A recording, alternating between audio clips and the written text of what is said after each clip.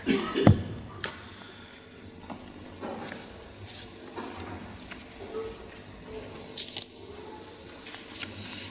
باللہ من الشیطان الرجیم بسم اللہ الرحمن الرحیم وَكَأَيٍّ مِّن نَّبِيٍّ قَاتَلَ مَعَهُ رِبِّيُّونَ كَثِيرٌ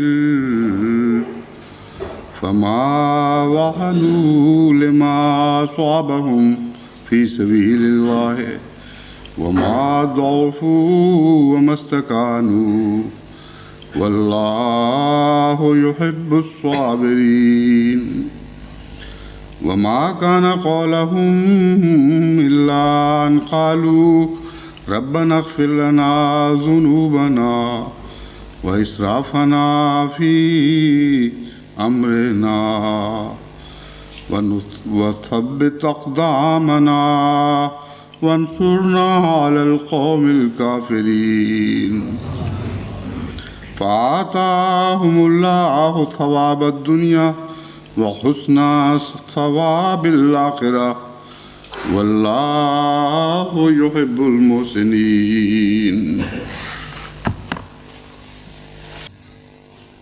الفاظ ان کی یہ ہیں فَتِلْكَ اثْنَانِ وَسَبْعُونَ فِرْقَةً كُلُّهُمْ فِي النَّارِ وَالْفِرْقَةُ النَّاجِيَةُ هُمْ أهل السنة البيضاء المحمدية والطريقة النقية الأحمدية، حضرت محمد رسول اللہ کی سنت پر ہوں گے اور صاف ستھرے احمدی طریقے پر ہوں گے۔ بس یہ جو آپ کی تشریح ہے یہ ایک پیشگوئی کا رنگ رکھتی ہے، اور عظیم شان طور پر یہ پیشگوئی جماعت احمدیہ کے حق میں پوری اتری ہے۔ جو سوال اٹھایا گیا تھا اس میں ایک یہ بھی الزام تھا کہ آپ تفریق کر رہے ہیں، آپ اس تفریق کو ختم کیوں نہیں کرتے؟ آپ یہ معاملہ ختم کر کے باقی سب کے اندر شامل ہو جائیں، مان جائیں ان کی باتیں۔ اس کا ایک جواب تو میں نے یہ دیا تھا کہ جو قرآن اور سنت کے خلاف باتیں ہیں وہ کسی قیمت پر نہیں مانی جا سکتی۔ زندگی کا سودا ہو سکتا ہے مگر اس پر سودا نہیں ہو سکتا، اور اسی لیے قرآن و سنت سے ثابت کیا تھا کہ حضرت مسیح علیہ السلام کی وفات قطعی طور پر ثابت ہے، اس پر ہم کسی قسم کا سودا نہیں کر سکتے۔ دوسرا یہ کہ گویا کہ جماعت احمدیہ نے آ کر فرقے پیدا کر دی اور تفریق کر دی، اس کا ایک جواب تو میں دے چکا ہوں۔ اب یہ دوسرا پہلو آپ کے سامنے رکھتا ہوں کہ جماعت احمدیہ کے نتیجے میں فرقے نہیں بنے، اور کفر کے فتووں کا آغاز کا جماعت احمدیہ سے کوئی تعلق نہیں۔ جماعت احمدیہ کو کہیں بھی شمار کر لیں، آپس میں ایک دوسرے پر ان کے کفر کے فتوے اتنے شدید ہیں کہ وہ مضمون یاد آتا ہے تحسبهم جميعا وقلوبهم شتى، کہ تو ان کو اکٹھا سمجھ رہا ہے حالانکہ ان کے دل پھٹے ہوئے ہیں، اور اتنے سخت فتوے ہیں کہ جماعت احمدیہ پر جو فتوے لگائے گئے ہیں ان سے بھی زیادہ شدید ہیں۔ یہ بعض فتووں میں جماعت کو نام لے کر شامل بھی کیا گیا، مگر جو حال ہے وہ میں آپ کے سامنے رکھ دیتا ہوں تاکہ سوال کرنے والے حافظ صاحب اندازہ کر سکیں کہ اس تفرقہ بازی میں جماعت احمدیہ کا کوئی قصور نہیں ہے، بلکہ جماعت احمدیہ ہی کے نتیجے میں یہ بظاہر اکٹھے ہوئے ہیں، ورنہ ان کے اکٹھے ہونے کی کوئی صورت نہیں تھی۔ ساری تاریخ اسلام میں ایک بھی دن ایسا نہیں چڑھا جس میں سارے فرقے اکٹھے ہوئے ہوں کسی مضمون پر، سوائے سن 74 کے اس دن کے جب جماعت احمدیہ کی مخالفت میں اکٹھے ہوئے اور اسلام کی تاریخ بدل دی اکٹھے ہونے کی خاطر۔ بس ان کے فتووں کے کچھ نمونے میں آپ کے سامنے رکھتا ہوں۔ بعض تو اتنے سخت ہیں کہ مجھ سے پڑھے بھی نہیں جائیں گے، بعض الفاظ حذف کرنے پڑیں گے، لیکن آپ اندازہ کر سکتے ہیں۔ دیوبندیوں کے بارے میں بریلویوں کا فتویٰ جس کا جماعت احمدیہ کے آنے مدرسہ شہود پر آنے یا نہ آنے سے کوئی تعلق نہیں۔ وہابی اور دیوبندی دونوں شامل ہیں۔ اپنی عبارتوں میں تمام اولیاء، انبیاء، حتیٰ کہ حضرت سید اولین و آخرین حضرت صلی اللہ علیہ وآلہ وسلم کی اور خاص ذات باری تعالی شانہ کی اہانت و ہتک کرنے کی وجہ سے قطعاً مرتد و کافر ہیں۔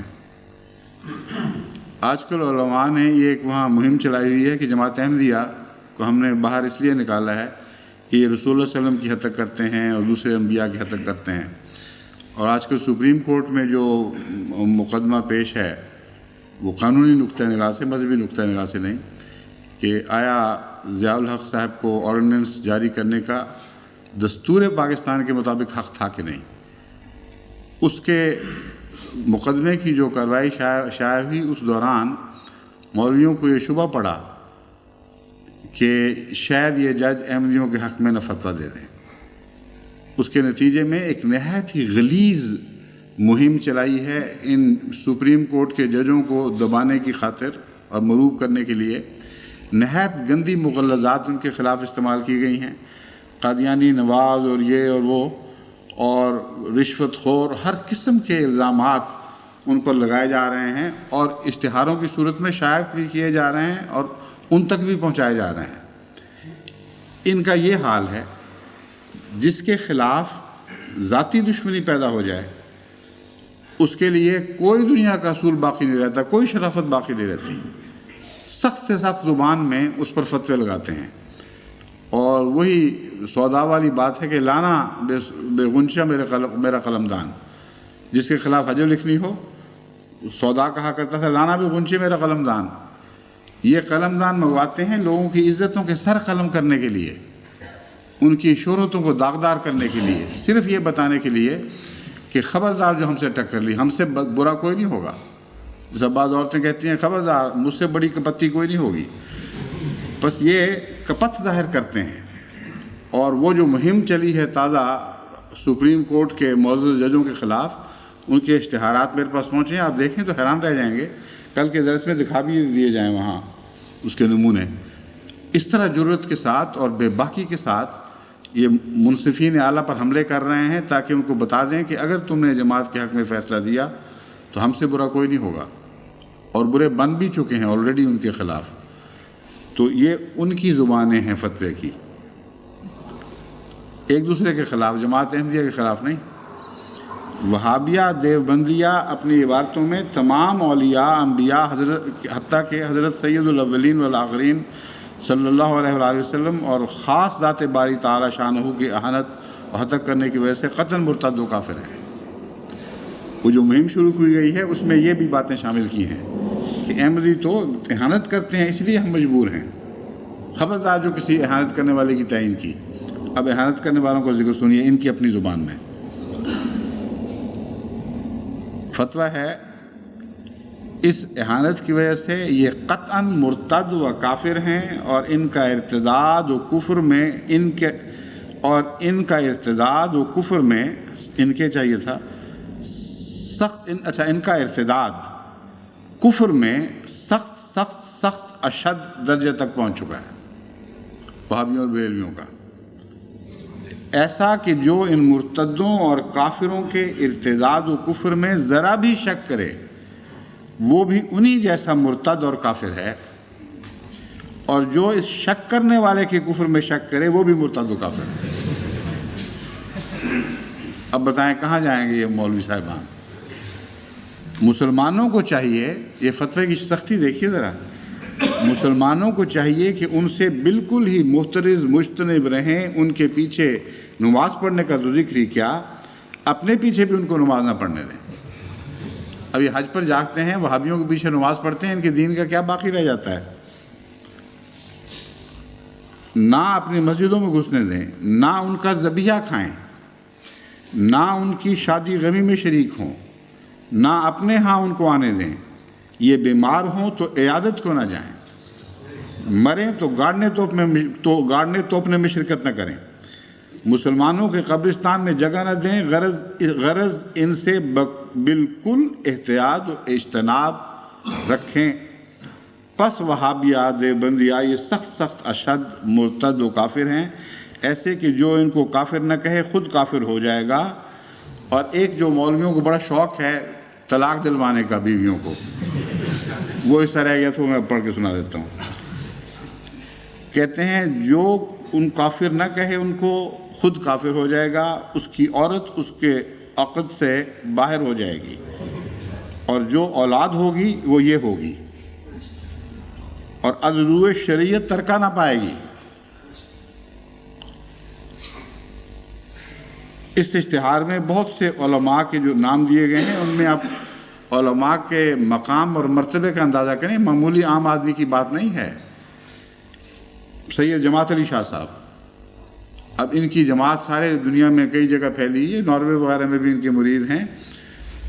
ان کے اوپر یہ فتویٰ اطلاق پاتا ہے کہ نہیں پاتا کہ ذرا بھی وہابیوں کے کفر میں شک کریں تو یہ سب خود کافر ہو جائیں گے. اور بنیاد یہ بنائی گئی ہے فتوے کی کہ حضرت اقدس محمد رسول اللہ صلی اللہ علیہ وآلہ وسلم اللہ کی اہانت کرتے ہیں. پھر حامد رضا خان صاحب قادری نوری رضوی کے اس پہ دستخط ہیں، محمد کرم دین بھی کے دستخط ہیں، محمد جمیل احمد بدایونی، عمر النعیمی مفتی شرع، اور ابو محمد دیدار علی مفتی اکبر آباد وغیرہ. کہتے پھر لکھتے ہیں یہ فتوے دینے والے صرف ہندوستان ہی کے علماء نہیں ہیں، بلکہ جب وہابیہ دیوبندیہ کی عبارتیں ترجمہ کر کے بھیجی گئیں تو افغانستان و خیوہ و بخارا و ایران و مصر و روم و شام اور مکہ معظمہ و مدینہ منورہ وغیرہ تمام دیار عرب و کوفہ و بغداد شریف، غرض تمام جہان کے علماء اہل سنت نے بالاتفاق یہی فتویٰ دیا. لکھنے والے ہیں اس کو تعریف کرنے والے ہیں محمد ابراہیم بھاگلپوری، باہتمام شیخ شوکت حسین، مینیجر کے حسن برقی پریس، اشتیاق منزل 63 ہیوٹ روڈ لکھنؤ. سن اشاعت درج نہیں ہے لیکن یہ وہاں مطبع کی اطباعت ہے. بہت سارے بے شمار فتووں میں سے میں ایک دو نمونے صرف رکھ رہا ہوں، کیونکہ اصل موضوع تو فتوے پیش کرنا نہیں ہے، یہ بتانا ہے کہ یہ مولوی ہیں کس قسم کی لوگ، کس قسم کی مخلوق ہیں. اپنی مرضی کے خلاف خدا کی خاطر نہیں بلکہ اپنی انا کی خاطر لڑتے ہیں، اور وہ سارے فتوے جو ایک دوسرے کے خلاف دے چکے تھے ان کے ہوتے ہوئے پھر 72 میں اکٹھے ہو گئے. یہ ہے اصل قصہ جو آپ کے ذہن نشین کرنا چاہتا ہوں. دیوبندی عالم بریلویوں کو جناب مولوی سید حسین احمد صاحب مدنی، سابق مدرس، صدر مدرس دارالعلوم دیوبند، بہت بڑے مرتبے کے دیوبندی عالم ہیں جن کی بات کے انکار کی کسی دیوبندی میں جرت نہیں ہے. فرماتے ہیں یہ سب تکفیریں جو میں نے پڑھ کے سنا دی ہیں نا، یہ سب تکفیریں اور لعنتیں بریلوی اور اس کے اتباع کی طرف لوٹ کر قبر میں ان کے واسطے عذاب اور بوقت خاتمہ ان کے موجب خروج ایمان و ازالہ تصدیق و ایقان ہوں گی. کہتے ہیں باقیوں نے تو شاید توبہ کی گنجائش رکھی ہوئی تھی نا، کہ خطے سن لیں گے شاید ڈر جائیں اور توبہ کر لیں. انہوں نے توبہ کا امکان ہی باقی نہیں رہنے دیا. کہتے ہیں بیٹھے رہے آرام سے، جب جان نکلنے لگے گی نا تو ساتھ ہی ایمان بھی نکل جائے گا. جو کچھ ایمان کا رہا سایہ ہے وہ سب خارج ہو جائے گا آخری سانس کے ساتھ، اور تب ان کو پتہ لگے گا کہ ہمارے ہاتھ تو کچھ بھی نہ رہا. کہتے ہیں اس وقت خروج ایمان و ازالہ تصدیق و ایقان ہوں گی کہ ملائکہ حضور علیہ السلام سے کہیں گے، اس وقت فرشتے کہیں گے رسول اللہ صلی اللہ علیہ وسلم سے، انکا لا تدری ما احدثوا بعدک، کہ اے اللہ کے رسول تجھے کیا پتا کہ تیرے بعد یہ کیا کرتے رہے، تجھے علم نہیں. رسول مقبول صلی اللہ علیہ وسلم دجال بریلوی اور ان اتباع کو سخن کے فرما کر حوض مورود و شفاعت محمود سے کتوں سے بدتر کر کے دھتکار دیں گے. وہاں پہنچیں گے ضرور. یہ عجیب تصور ہے ان کا جنت جہنم اور حساب کتاب کا، کہ ان حالتوں میں تک پہنچنے کے باوجود بددیانت، بے ایمان، سب کچھ ایمان زائل ہو گیا، لیکن حوض مورود تک پہنچیں گے ضرور. اس وقت رسول اللہ صلی اللہ علیہ وسلم جس طرح یہ مولوی کتوں کو دھتکارتے ہیں نا، روٹی کھانے آ جاتا ہے تو کہتے ہیں تت تت دت، کہتے ہیں اس طرح وہ رسول اللہ صلی اللہ علیہ وسلم نعوذ باللہ من ذالک حضور کے وقار مرتبہ کو دیکھیں کہ ان کو کہیں گے چھت چھت چھت خبردار قریب نہ ہو. ان سے بدتر کر کے دھتکار دیں گے اور سوکن سوکن کہیں گے ہلاکت ہو تم پر، لعنت ہو۔ امت مرحومہ کے اجر و ثواب و منازل و نعیم سے محروم کیے جائیں گے۔ رجوم المذنبین علی رؤوس الشیاطین المشہور با شہاب الثاقب علی المسترق الکاذب، مؤلفہ مولوی سید حسین احمد صاحب مدنی، ناشر کتب خانہ اعزازیہ دیوبند، ضلع سہارنپور۔ شیعوں کے متعلق عامة المسلمین ان لرزہ خیز الفاظ میں متنبع کیا جاتا ہے۔ بالجملہ ان رافضیوں تبرائیوں کے باب میں حکم یقینی قطعی اجماعی یہ ہے۔ اب اجماع بھی دیکھ لیں، میں نے کہا تھا کہ ہر فرقے کے خلاف دوسرے فرقوں کا اجماع بنتا ہی چلا جاتا ہے۔ ظاہر بات ہے ایک کو چھوڑ کر جب باقی اکٹھے ہوں گے تو ایک اجماع قسم کا بن جائے گا۔ اس کا ناجائز استعمال کر رہے ہیں۔ جو اسلام میں اجماع مراد ہے، جو اصول شریعت میں بیان ہے، وہ بالکل اور چیز ہے۔ کہتے ہیں غرض کے بہرحال یہ لکھتے ہیں حکم یقینی قطعی اجماعی یہ ہے کہ وہ علی الامور کفار مرتدین ہیں، ان کے ہاتھ کا ذبیحہ مردار ہے، ان کے ساتھ مناکحت نہ صرف حرام بلکہ خالص وہ چیز ہے۔ معاذ اللہ مرد رافضی اور عورت مسلمان ہو تو یہ سخت قہر الہی ہے۔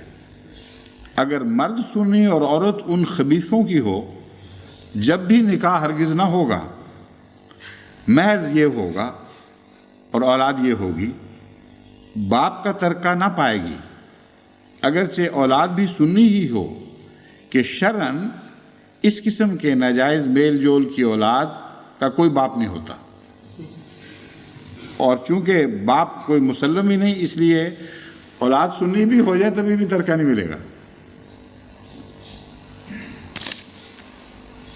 یہاں تک کہ خود اپنے ہم مذہب رافضی کے ترکہ میں اس کا اصلاً کچھ حق نہیں ہے۔ کہتے ہیں شیعوں کے ترکے میں بھی حق کوئی نہیں ہے۔ احمدیوں کے خلاف کئی مقدمے انہوں نے جاری کیے ہیں کہ تم ترکہ نہیں پا سکتے۔ اب یہ دیکھیں کہ یہ اپنا دین یہ ہے، مگر ان سب باتوں سے ہاتھ اٹھا بیٹھے ہیں، اس لیے کہ ایک تھیلے میں چلے گئے جو 72 کا تھیلا ہے۔ گفتگو 72 کی ہو رہی ہے۔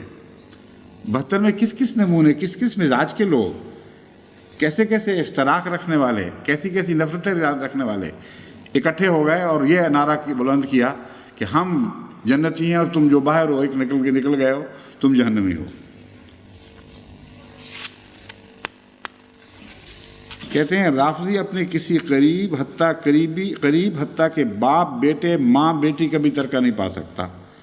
سنی تو سنی، کسی مسلمان بلکہ کسی کافر کے بھی، یہاں تک کہ خود اپنے ہم مذہب رافضی کے ترکے میں اس کا اصلاً کچھ حق نہیں۔ ان کے مرد، عورت، عالم، جاہل، کسی سے میل جول، سلام کلام، سخت کبیرہ، اشد حرام، جو ان کے ملعون عقیدوں پر آگاہ ہو کر بھی انہیں مسلمان جانے یا ان کے کافر ہونے میں شک کرے، با اجماع تمام ائمہ دین خود کافر بے دین ہے۔ یہ جو آپ کو کافر بنانے والے یہ لوگ ہیں، اطمینان کی سانس لیں۔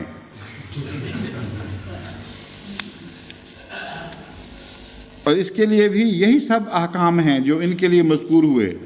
مسلمان پر فرض ہے کہ اس فتویٰ کو بگوش ہوش سنیں اور اس پر عمل کر کے سچے پکے سنی بنیں۔ فتویٰ مولانا شاہ مصطفیٰ رضا خان بحوالہ رسالہ رد الرفضہ، صفحہ 23، شائع کردہ نوری کتب خانہ بازار، داتا صاحب، لاہور، پاکستان، مطبوعہ گلزار عالم پریس، بیرون بھاٹی گیٹ، لاہور، 1320 ہجری۔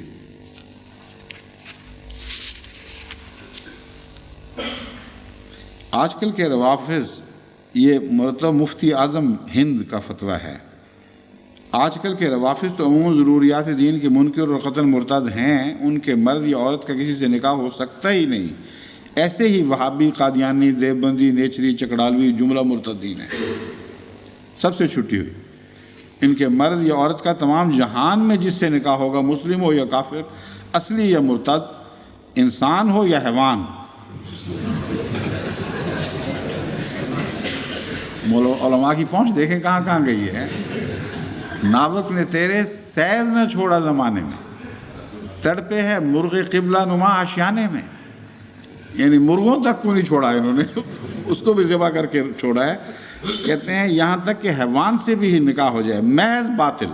اور پھر جو لفظ ان کو بولنے کا خاص شوق ہے، خالص وہ چیز ہوگی، وہاں ان کی تان ٹوٹتی ہے۔ پھر بڑے مزے سے بیان کرتے ہیں کہ خالص وہ چیز ہوگی پھر، اور فلاں ولد ہوگا۔ اہل حدیث کے متعلق بریلویوں کا فتویٰ سن لیجئے۔ دارالافتاء مدرسہ اہل سنت والجماعت بریلوی، آل رسول احمد رضا خان بریلی، شفیع احمد خان رضا، سنی حنفی قادری، یہ ان کے فتاویٰ شائع ہوئے ہیں۔ وہابیہ وغیرہ مقلدین نے زمانہ باتفاق علماء حرمین شریف کافر مرتد ہیں، ایسے کہ جو ان کے اقوال ملونہ پر اطلاع پا کر انہیں کافر نہ جانے یا شک ہی کرے خود کافر ہے، ان کے پیچھے نماز ہوتی ہی نہیں، ان کے ہاتھ کا ذبیحہ حرام، ان کی بیویاں نکاح سے نکل گئیں، ان کا نکاح کسی مسلمان کافر یا مرتد سے نہیں ہو سکتا، ان کے ساتھ کھانا پینا سب حرام۔ اور اب ایک فتویٰ سن لیجئے مولانا مفتی محمود صاحب مرحوم کا۔ آج کل ان کے متبعین جماعت اسلامی کے ہاتھ میں ہاتھ ڈال کر پھرتے ہیں، اور بار بار ان کے ساتھ سیاسی سمجھوتے ہوتے ہیں اور دینی اقدار کو برباد کیا جاتا ہے۔ یہ مفتی محمود صاحب کا فتویٰ جماعت اسلامی کے متعلق کہتے ہیں، میں آج یہاں پریس کلب حیدرآباد میں فتویٰ دیتا ہوں کہ مودودی گمراہ، کافر اور خارج از اسلام ہے۔ اس کے اور اس کی جماعت سے تعلق رکھنے والے کسی مولوی کے پیچھے نماز پڑھنا ناجائز اور حرام ہے۔ اس کی جماعت سے تعلق رکھنا صریح کفر اور ضلالت ہے۔ یہ جو آج کل سیاسی جوڑ ہو رہے ہیں پاکستان میں، تو ان کی اولاد اور ان کے ماننے والوں کو غور کرنا چاہیے کہ جو ان کے جد امجد ہیں وہ کیا کہہ چکے ہیں ان کے مودودیوں کے متعلق۔ اور وہ امریکہ اور سرمایہ داروں کا ایجنٹ ہے۔ اب وہ موت کے آخری کنارے پر پہنچ چکا ہے اور اب اسے کوئی طاقت نہیں بچا سکتی۔ اس کا جنازہ نکل کر رہے گا، جنازہ بہرحال نکل کے رہنا ہے ہر ایک کا۔ مولانا خود بھی نکل گیا، لیکن یہ تو کوئی بات ہی نہیں۔ فتویٰ دیکھنے والی بات ہے کہ مودودیوں کے متعلق بھی ایسا سخت فتویٰ موجود۔ اب بتائیں باقی بات کیا رہ جاتی ہے؟ یہ سارے کے سارے اکٹھے ہو کر ایک تھیلے میں چلے گئے، اور 72 کا تھیلا ہے، اور اس پر عنوان لگا دیا ہے جنتیوں کا تھیلا، اور اندر بیٹھے ایک دوسرے کو لانتی بھی کہے جا رہے ہیں، جہنمی بھی کہے جا رہے ہیں۔ کہتے ہیں تمہیں قیامت کے دن پتہ چلے گا، کتوں سے بدتر کر کے تمہیں مردود کر کے دھتکارا جائے گا، اور یہ سارے جنتی بنے ہوئے۔ کوئی انصاف، کوئی تقویٰ، کوئی حیا کچھ باقی ہے؟ کیسے ان شوریدہ سروں کو اور اتنی منافقت کرنے والوں کو مسلم قرار دیا جا سکتا ہے اور ایک مہر ان پر لگ سکتی ہے؟ یہ فیصلہ آپس میں کریں، ہمیں تو اس سے بحث کوئی نہیں، ہم تو اطمینان سے اس تھیلے سے باہر بیٹھے ہوئے ہیں الحمدللہ۔ فتویٰ مگر محمد رسول اللہ کا لگے گا۔ یہ لاکھ بولتے رہیں، کروڑ باتیں کریں، فتویٰ وہی ہے جو میرے آقا و مولا حضرت اقدس محمد رسول اللہ کا ہے کہ ایک جنتی ہے اور باقی ناری ہے۔ کوئی دنیا کی طاقت اس فتوے کو بدلا نہیں سکتی۔ اب ایک اعتراض آیا ہے وفات مسیح کے مضمون میں، جو میں نے قد خلت من قبل رسل سے استنباط کیے تھے، اس پر مبشر احمد صاحب کالوں نے یہ مطلع کیا ہے کہ بعض علماء الرسل کو استغراق کا میں الف لام کو استغراق کا الف لام نہیں مانتے، اور یہ کہتے ہیں کہ الرسل سے مراد سب رسول نہیں ہیں بلکہ بعض، اور حالانکہ اگر بعض مراد ہوتی تو قد خلت من قبل ہی رسول چاہیے تھا، رسول گزرے ہیں، لیکن بہرحال وہ ضد کرتے ہیں کہ نہیں، الرسل میں تمام رسول شامل نہیں ہیں۔ یعنی حضرت عیسیٰ کسی طرح اس گروہ سے نکل جائیں۔ اور ساتھ ہی انہوں نے حوالہ دیا ہے حضرت اقدس مسیح موعود علیہ السلام کا کہ آپ کے زمانے میں بھی یہ گفتگو اٹھی تھی، تو آپ نے اس پر سیر حاصل بحث فرمائی ہے۔ براہین احمدیہ حصہ پنجم، حاشیہ 203، حاشیہ صفحہ 203 اور ازالہ اوہام صفحہ 894 تا 896 میں یہ بحث درج ہے۔ اس سلسلے میں کچھ مزید وضاحت میں کرنا چاہتا ہوں۔ بات یہ ہے کہ اس آیت کا جو واضح کھلا مفہوم سب کو معلوم ہونا چاہیے یہ ہے کہ فرمایا گیا ہے حضرت رسول اکرم صلی اللہ علیہ وسلم کے متعلق کہ محمد ایک رسول ہے، اس سے بڑھ کر نہیں۔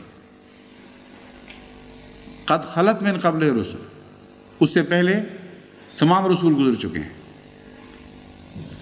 یہ جو پہلا حصہ آیت کا یہ ہے بنیادی، اس کے بعد کی تشریح ہے پھر کہ خلا کی کیا تشریح ہے۔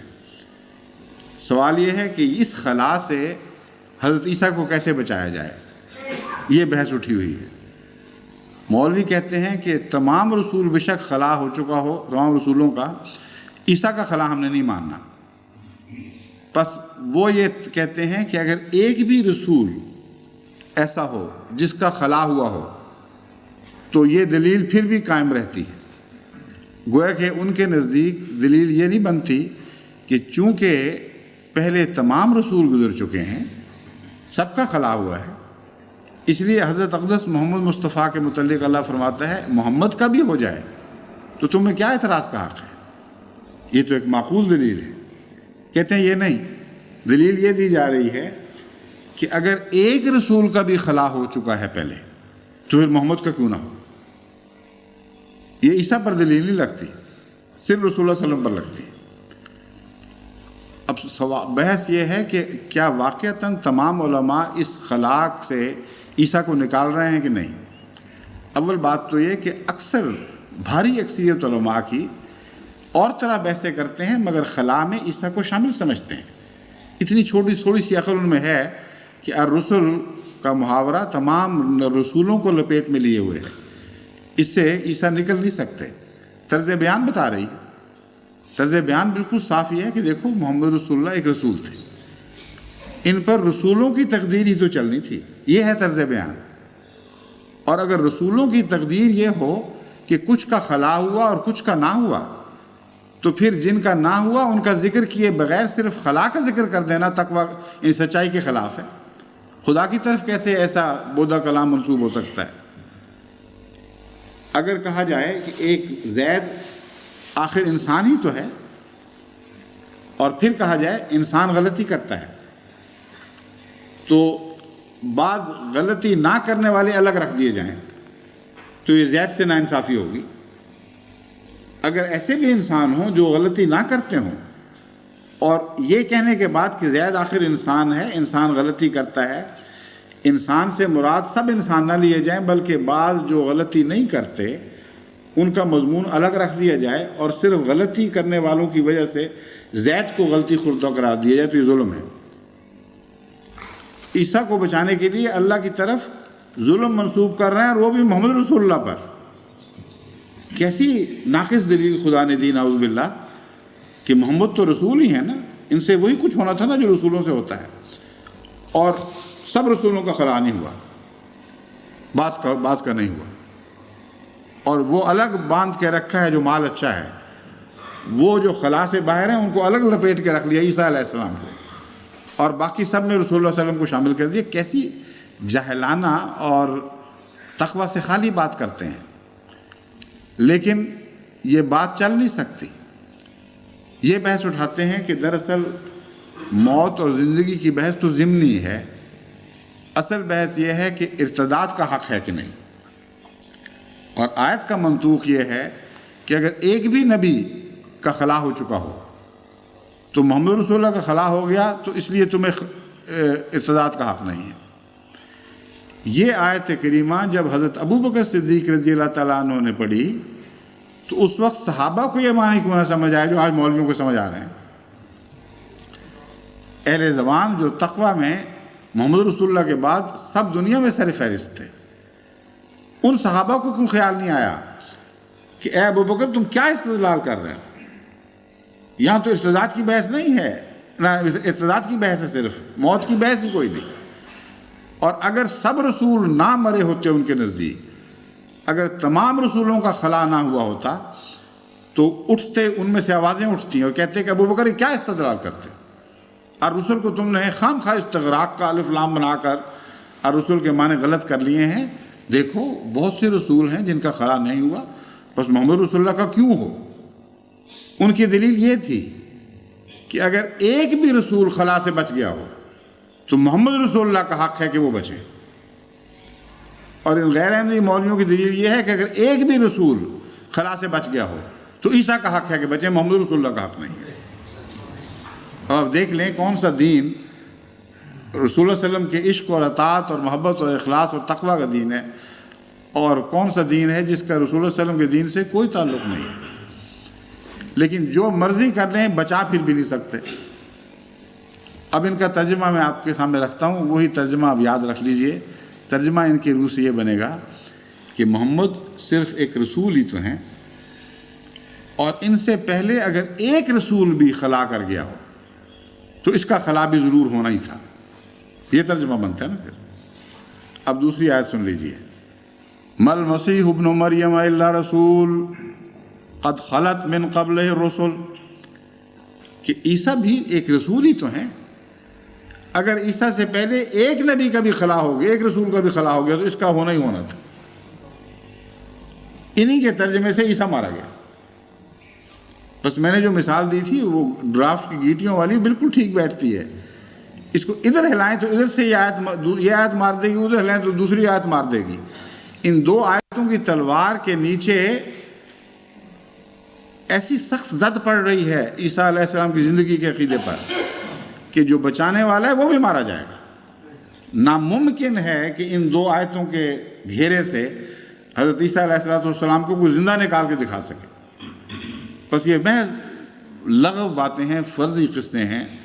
حقیقت میں ان کو رسول اللہ علیہ وسلم اور آپ کے دین سے کوئی تعلق، کوئی محبت نہیں.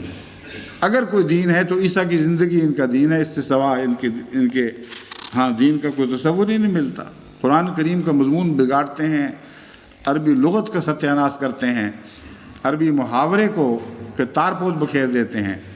کسی طرح عیسیٰ علیہ السلام کو زندہ بچا لیں، لیکن قرآن کی یہ دو آیتیں جو میں جن کی تلاوت کی ہے بچنے نہیں دیں گی. لمبی بحث ہے وہ استغراق وغیرہ والی، وہ گرامر کی، اس سے بھی ثابت کیا جا سکتا ہے، مگر میں چھوڑتا ہوں، بہت سے سننے والوں کو سمجھ میں نہیں آئے گی.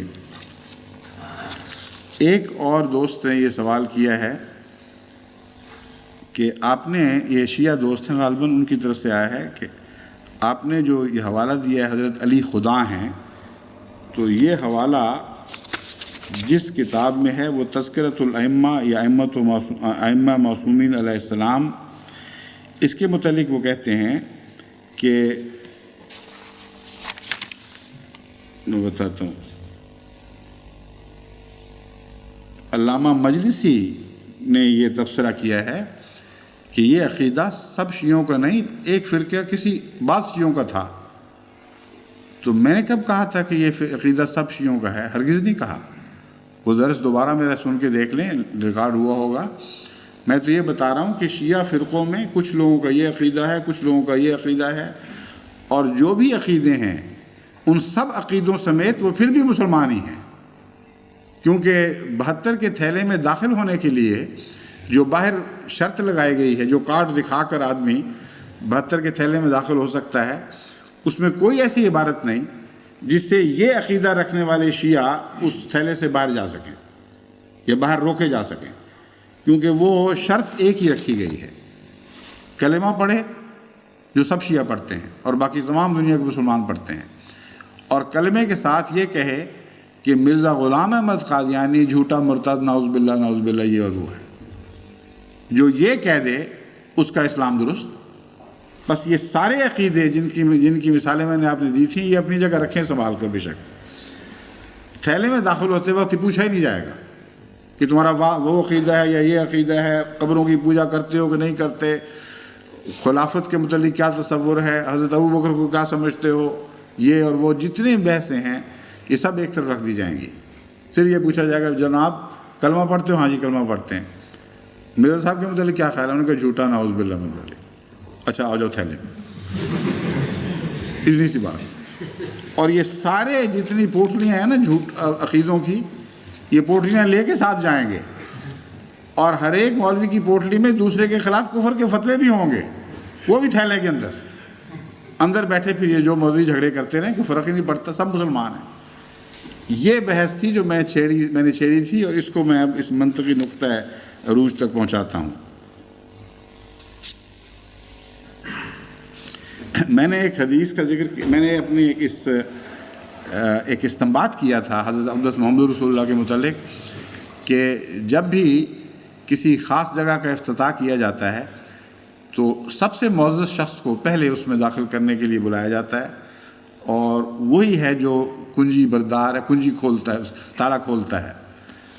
تو یہ مضمون اس تعلق میں تھا کہ حضرت رسول اکرم صلی اللہ علیہ وآلہ وسلم خدا کے ان بندوں میں سے ہیں جن کے متعلق بطور خاص یہ آیت نازل ہوئی ہے، فادخلی فی عبادی وادخلی جنتی، میرے عباد میں داخل ہو اور میری جنت میں۔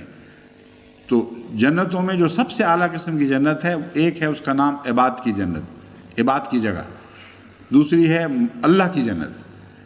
تو رسول اکرم صلی اللہ علیہ وآلہ وسلم اس کا افتتاح فرمائیں گے، سب سے پہلے آپ اس جنت میں داخل ہوں گے۔ یہ میرا استنباط تھا۔ مرزا انس احمد صاحب نے اس کی تائید میں ایک جامع ترمذی ابواب المناقب کی ایک حدیث بھیجی ہے، باب ما جاء فی فضل النبی صلی اللہ علیہ وسلم۔ یہ لمبی حدیث ہے، اس کے متعلقہ الفاظ یہ ہیں: الا وانا حبیب اللہ ولا فخر وانا حامل لواء الحمد یوم القیامت ولا فخر وانا اول شافعین و اول مشفعین یوم القیامہ ولا فخر وانا اول من یحرک حلق الجنت فیفتح اللہ لی یدخلنیہا ومعی فقراء المؤمنین ولا فخر۔ سنو، میں اللہ کا پیارا ہوں، اور میں فخر سے یہ بات نہیں بیان کر رہا، حق کے طور پر جو خدا نے خبر دی ہے گویا کہ اس کا اظہار کرنا ضروری ہے، اور میں قیامت کے دن لوائے حمد اٹھانے والا ہوں۔ وہ جو کل میں نے مقام محمود کا ذکر کیا تھا، اس کے لیے تائید میں بھی بہت ہی پیاری حدیث یہ نکل آئی کہ میں قیامت کے دن جو میرا حمد ہے وہ لواء الحمد ہوگا، ولا فخرہ، اور اس پر میں فخر نہیں کرتا، کوئی تعلی نہیں ہے، یہ حقیقت ہے۔ میں سب سے پہلے شفاعت کرنے والا ہوں، اور سب سے پہلے میری شفاعت ہی قبول کی جائے گی، ولا فخرہ، اور کوئی فخر نہیں۔ میں سب سے پہلے جنت کے دروازوں کی زنجیر ہلاؤں گا، اس پر اللہ تعالیٰ جنت کو میری خاطر کھولے گا اور مجھے داخل کرے گا، اور میرے ساتھ وہ فقراء اور غریب النفس مومن ہوں گے جو میرے اطاعت میں ساتھ داخل ہوں گے، ولا فخرہ۔ تو دروازہ جنت کا جو پہلا کھٹکھٹانے والا ہے، وہ زنجیر ہلانے والا، وہ ہمارے آقا و مولا حضرت محمد مصطفیٰ صلی اللہ علیہ وآلہ وسلم ہے، اور اس پر پھر جنت کے دروازے سب پر عام کیے جائیں گے۔ اس بحث کے ساتھ ایک اور بحث خود بخود اٹھتی ہے کہ کیا وہ وقت جس کا ذکر چل رہا ہے، اس سے پہلے یہ خدا کے برگزیدہ اور انبیاء جنت میں نہیں ہوں گے؟ امر واقعہ یہ ہے کہ مرنے کے ساتھ ہی جنتیوں کو جنت کی ہوائیں آنی شروع ہو جاتی ہیں، اور جہنمیوں کو جہنم کی ہوا کی لپٹیں آنی شروع ہو جاتی ہیں، اور یہ جو سلسلہ ہے یہ روح کی تدریجی ترقی کے ساتھ زیادہ واضح ہوتا چلا جاتا ہے، اور جو بھی یوم حشر سے پہلے کی دنیا ہے، جس حال میں بھی مرنے والی روحیں رکھی جاتی ہیں، مرنے کے بعد روحیں رکھی جاتی ہیں، اس کو عالم برزخ کہا جاتا ہے۔ ایک ایسا عالم جو اس عالم اور اس عالم کے درمیان کا ایک عالم ہے، اس میں نعمائے جنت تو ضرور ملیں گی، اور ہر شخص اپنے اپنے قدر اور حیثیت اور توفیق کے مطابق جنتوں سے حصہ پائے گا، لیکن ایک وقت ایسا مقدر معلوم ہوتا ہے جس میں کل عالم کا بیک وقت حساب ہوگا، اور پھر آفیشیلی یعنی رسمی طور پر وہ جنتوں کے افتتاح ہوں گے اور جہنم میں لوگ ڈالے جائیں گے۔ پہلی جنت جو انہوں نے دیکھی ہے، اس کے بعد وہ جنت ایک اور ہی زیادہ عجیب و ایک حیرت انگیز طور پر پہلی جنت کی ترقی یافتہ صورت دکھائی دے گی، اور جنت بھی کسی ایک ٹھہری ہوئی حالت کا نام نہیں ہے، مقام محمود کی طرح ایک ہمیشہ ترقی کرتے رہنے والی حالت کا نام ہے، اور جہنم بھی کسی ایک ٹھہری ہوئی حالت کا نام نہیں ہے، ورنہ ایک دکھ جو لمبا عرصہ رہے انسان اس کا عادی ہو جاتا ہے، زخم بھر جاتے ہیں۔ اسی طرح جس نعمت سے انسان کو شناسائی ہو جائے، زیادہ دیر تک نعمت کی عادت پڑ جائے، اس کا مزہ چھپ رہ جائے، باقی ختم ہو جاتا ہے۔ ایک اچھے سے اچھے کھانے والا امیر بھی کچھ عرصے کے بعد ان کھانوں میں وہ مزہ نہیں پاتا جو بعض دفعہ ایک بھوکا محض ایک روٹی کے ٹکڑے میں مزہ پاتا ہے۔ تو وہ جو یہ کیفیت اگر ایسی ہی ہو کہ ہمیشہ کے لیے شہد اور دودھ غذا ہو جائے اور کچھ پرندے، تو لوگ تو مارے جائیں، بڑی مصیبت میں مبتلا ہو جائیں کہ تنگ آ جائیں کھا کے۔ موسیٰ کی قوم سے تو چند سال گزارا نہیں ہوا تھا وہ آسمانی نعمتیں کھا کے، تو کیسی جنت ہوگی۔ قرآن کریم سے پتہ چلتا ہے کہ یہ جنت ایک ابدی ترقی کرنے والی کیفیت کا نام ہے، جس میں کبھی ایک لمحہ کے لیے بھی بوریت نہیں ہوگی، اکسانیت نہیں ہوگی۔ یہ جو مضمون ہے کہ ایک لمحہ کے لیے بھی کبھی وہاں اکسانیت نہیں ہوگی، اور جو انسان چاہے گا وہ ملے گا۔ اس نے لامتناہی دروازے کھول دیے ہیں۔ اسی طرح جہنم میں بھی فرمایا کہ جب وہ ان کے جلدیں گل سڑ جائیں گی عذاب سے، تو ان کو نئی جلدیں عطا کی جائیں گی، جس کا مطلب یہ ہے کہ ان کا شعور ہر نئے عذاب کے لیے یا پہلے عذاب کے لیے بھی اثر نو بیدار کیا جاتا رہے گا، اور حصیں پھر تیز کر دی جایا کریں گی۔ تو یہ مراد ہے۔ اس لیے وہ جنت جس میں بالآخر سب نے داخل ہونا ہے، وہ کسی ٹھہری ہوئے مقام کا نام نہیں ہے۔ پہلی جنت جس میں انہوں نے زندگی گزاری ہوگی، یعنی اس وقت سے پہلے، وہ بھی ان کے لیے جنت ہی کی طرح ہوگی۔ ان کو جب تک اگلی جنت نہ دیکھیں یہ وہم بھی نہیں آ سکتا کہ اس سے بہتر بھی کوئی چیز ہے، لیکن جب اگلی جنت ملے گی تو پھر وہ بھی ہمیشہ ترقی پذیر ہوگی۔ اب جنازے والی بات کے متعلق ایک سوال رہتا ہے۔ میں نے ذکر کیا تھا کہ حضرت اقدس محمد رسول اللہ صلی اللہ علیہ وآلہ وسلم نے باوجود اس کے کہ قرآن کریم میں اللہ تعالیٰ فرماتا ہے استغفر لہم او لا تستغفر لہم ان تستغفر لہم 70 مرتن فلن یغفر اللہ لہم، آیت 80 آخر تک۔ اس آیت کے باوجود جس میں یہ فرمایا گیا ہے کہ اگر تو ان منافقوں کے لیے 70 بار بھی استغفار کرے تب بھی میں ان کی بخشش نہیں کروں گا، اس کے باوجود جنازہ پڑھا۔ میں نے جو استنباط کیا تھا، اس پر مجھے جرمنی سے ایک دوست نے لکھا ہے کہ اگلی آیت بھی تو ہے جس میں اللہ تعالیٰ فرماتا ہے وَلَا تُصَلِّ عَلَىٰ أَحَدٍ مِّنْهُمْ مَاتَ أَبَدًا وَلَا تَقُمْ عَلَىٰ قَبْرِهِ۔ اس پر میں غالباً روشنی پہلے ڈال چکا ہوں، لیکن ایک میں غلط فہمی دور کرنا چاہتا ہوں۔ جب میں اگلی آیت کہتا ہوں یا انہوں نے اگلی آیت کہی تو ہرگز یہ مراد نہیں ہے کہ 80 کے ساتھ 81ویں آیت ہے، وہ 84ویں آیت ہے جس میں یہ ذکر ملتا ہے وَلَا تُصَلِّ عَلَىٰ أَحَدٍ مِّنْهُمْ مَاتَ أَبَدًا، اور کبھی ان میں سے کسی کی قبر پر بھی دعا کے لیے کھڑا نہ ہو، اور نہ کبھی بھی ان کا جنازہ نہ پڑھ، اور کبھی ان کی قبر پر دعا کے لیے نہ کھڑا ہو۔ یہ پہلی آیت جس میں استغفار کا ذکر ہے، اس سے چوتھے نمبر پر 84ویں آیت ہے یہ۔ اب سوال یہ پیدا ہوتا ہے کہ ان کے ذہن میں تو بجا خیال گزرا ہوگا کہ جڑی ہوئی آیتیں چل رہی ہیں، ہو سکتا ہے اکٹھی نازل ہو گئی ہوں، اور جب اکٹھی نازل ہو گئی تو پھر رسول اللہ صلی اللہ علیہ وسلم کے لیے گنجائش کوئی نہیں تھی جنازہ پڑھنے کی۔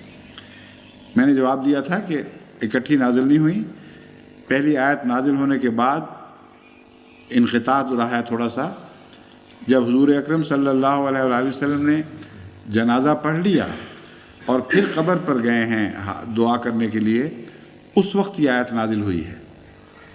تو سوال یہ ہے کہ خدا تعالیٰ عالم الغیب تھا، اس کو پتہ تھا جنازے سے روکنا تھا، تو پہلے کیوں نہ ساتھ نازل کر دی؟ یہ سارا یہ سلسلہ شروع کرنے کا مقصد کیا تھا؟ اس پہلو پر میں روشنی ڈالنا چاہتا ہوں۔ بات یہ ہے کہ میں سمجھتا ہوں یہ مقدر تھا، خدا تعالیٰ نے ایسا کروانا تھا، اور رسول اللہ علیہ وسلم کو موقع دینا تھا کہ آپ دعا کریں، جنازہ پڑھیں، اس لیے دوسری آیت میں تاخیر ہوئی ہے۔ کوئی نعوذ باللہ خدا کی طرف سے غلطی نہیں ہوئی کہ دیر ہو گئی، اتنے عرصے میں رسول اللہ علیہ وسلم کو موقع مل گیا۔ اس معاملے کو سمجھنے کے لیے آپ کو حضرت ابراہیم کے واقعہ پر نظر ڈالنی چاہیے۔ حضرت ابراہیم علیہ السلام کے متعلق قرآن کریم فرماتا ہے کہ حضرت ابراہیم نے یہ وعدہ کیا تھا اپنے باپ سے کہ لَأَسْتَغْفِرَنَّ لَكَ وَمَا أَمْلِكُ لَكَ مِنَ اللَّهِ مِنْ شَيْءٍ رَبَّنَا عَلَيْكَ تَوَكَّلْنَا وَإِلَيْكَ أَنَبْنَا وَإِلَيْكَ الْمَصِيرُ کہ ابراہیم نے یہ وعدہ کیا تھا کہ اے میرے باپ، میں تیرے لیے ضرور مغفرت مانگوں گا، باوجود اس کے کہ اللہ پر میرا کوئی اختیار نہیں ہے، وہ مالک ہے، چاہے تو مانے چاہے تو نہ مانے، مگر میں تجھ سے وعدہ کرتا ہوں کہ میں ضرور مغفرت کی دعا مانگوں گا۔ ربنا علیک توکلنا و الیک انبنا و الیک المصیر، اے ہمارے رب، ہمارا تجھ پر ہی توکل ہے اور تیری طرف ہی ہم جھکتے ہیں اور لوٹتے ہیں، اور تیری طرف ہی بالآخر لوٹ کر آنا ہے۔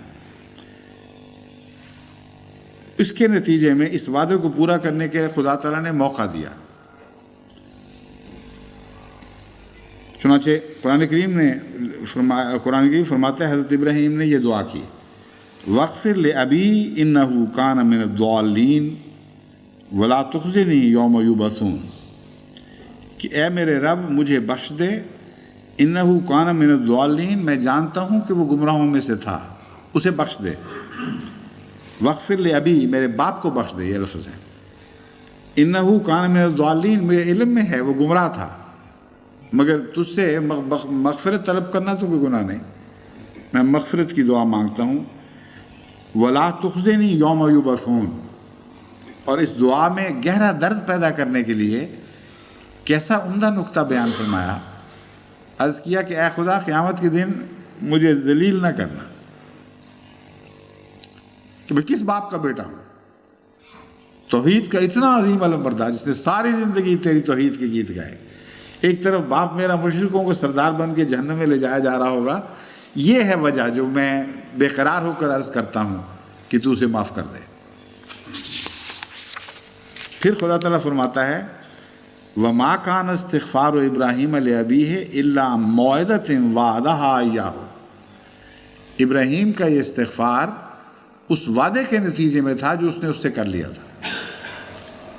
پس خدا تعالیٰ اپنے بعض پیاروں کے وعدوں کا احترام کرتا ہے، ان کی لاج رکھتا ہے، بعض پیاروں کی نیک تمناؤں کی لاج رکھتا ہے، اور حضرت محمد رسول اللہ صلی اللہ علیہ وآلہ وسلم نے ضرور دل میں یہ نیت باندھی ہوگی کہ یہ جتنا مرضی ظلم کرے میں نے تو اس کے لیے ضرور بخشش کی دعا کرنی ہے۔ اور وہ وعدہ تھا جو آپ نے اپنے دل میں کیا ہوا تھا، جس کی لاج رکھنے کے لیے اللہ تعالیٰ نے اس آیت کو 2 ٹکڑوں میں نازل فرمایا ہے، اور پہلے اشارہ کر دیا، لیکن رسول اللہ صلی اللہ علیہ وسلم کی رحمت نے جوش مارا اور ان حدوں کو پھلانگ گئی جو قطعی حدیں نہیں تھیں، احتمال تھا اس کو گزرنے کا اور دوسری طرف جانے کا۔ پھر خدا نے وہ حد نازل فرما دی جس کے بعد رسول اللہ صلی اللہ علیہ وسلم نے کبھی تصور بھی نہیں کیا کسی منافق کی قبر پر کھڑے ہونے کا یا اس کا جنازہ پڑھنے کا۔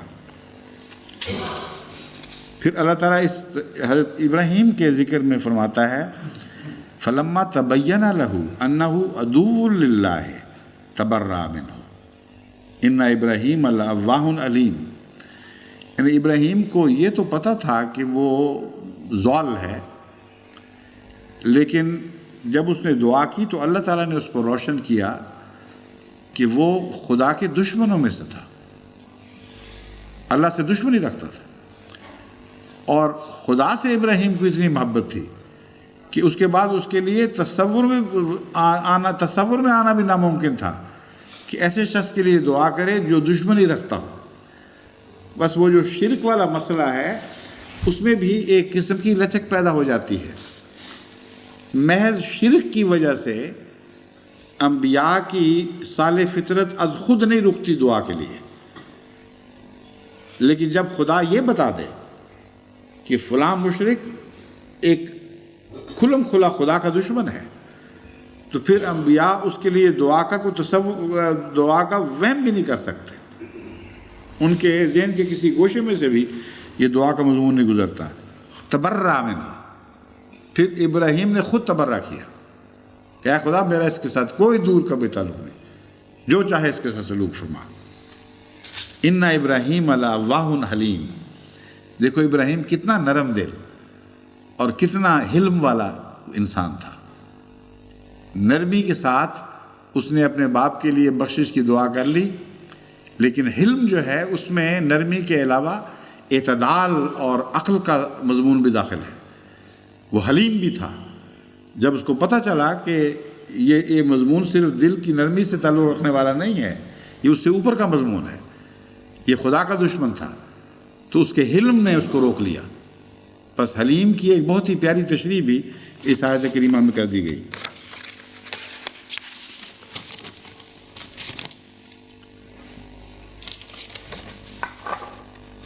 ہاں، ایک سوال گزشتہ درس سے متعلق ہی ہے، یہ آج تو ساری میری سی سوال جواب کی بن رہی ہے۔ اچھا، وہ یہ ہے کہ ہمارے قمر صاحب ہیں، محمود قمر صاحب فیصل آباد والے، انہوں نے لکھا ہے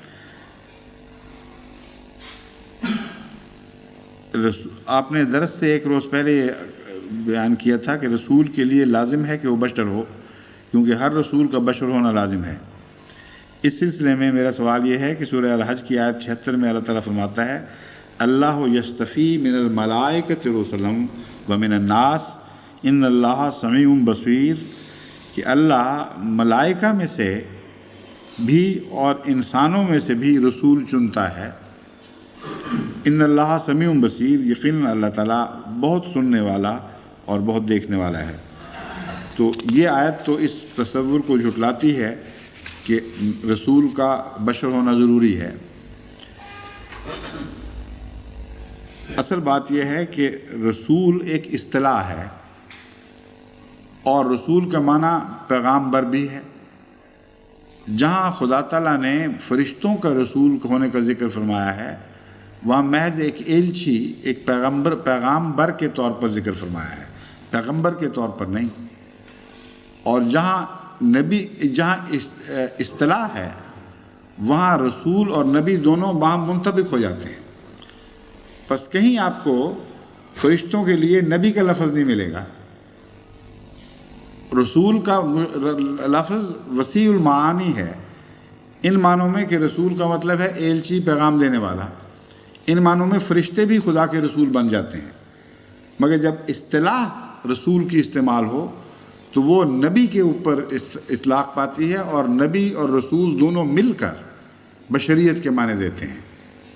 چنانچہ قرآن کریم ہم جو دعا کرتے ہیں، قرآن کریم نے جو مومنوں کی یہ پکار محفوظ فرمائی ہے، کل آمن باللہ وملائکتہ وکتبہ ورسلہ لا نفرق بین احد من رسلہ وقالوا سمعنا واطعنا غفرانک ربنا والیک المصیر۔ کل آمن باللہ وملائکتہ وکتبہ ورسلہ، تمام کے تمام ایمان لے آئے اللہ پر اور ملائک پر اور کتب پر اور رسولوں پر۔ اگر رسول اور ملائک، وہ رسول جو اصطلاح ہے، دونوں ایک دوسرے پر انطباق پاتے تھے، تو پھر یہ کیسے ممکن تھا کہ فرشتوں کا الگ ذکر فرمایا جائے ایمانیات میں اور رسولوں کا الگ ذکر فرمایا جائے؟ اس نے ظاہر کر دیا کہ وہ رسول جن کو ہم اصطلاحاً رسول جانتے ہیں اس میں فرشتے داخل نہیں ہیں، بلکہ صرف خدا تعالیٰ انسان رسول مراد ہیں۔